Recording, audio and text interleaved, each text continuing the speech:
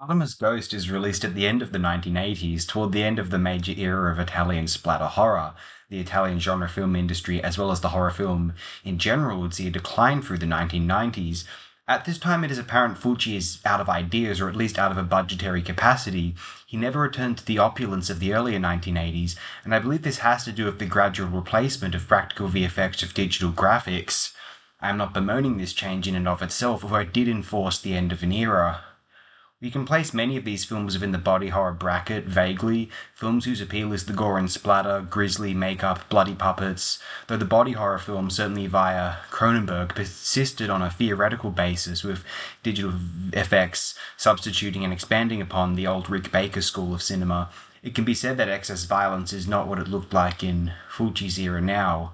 Violence has the capacity to look rather realistic now, and OTT material is of the horror comedy variety, more in common with Evil Dead or early Peter Jackson than Fulci or David Cronenberg or John Carpenter.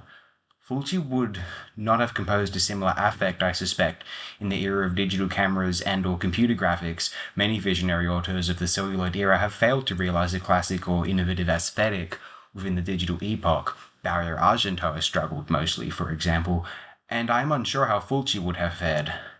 Perhaps closer to Ulai Lommel's 21st century output than we would like.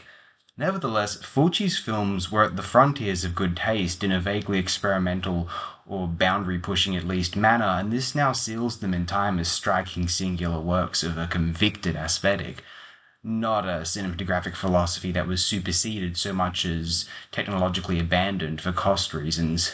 It isn't that they look real, it is that they look viscerally interesting. In any instance, Sodoma's Ghost is not one of Fulci's best, though it retains a number of the qualities which his work consistently displayed from 1979 onward. Maybe these screen caps demonstrate this to some degree.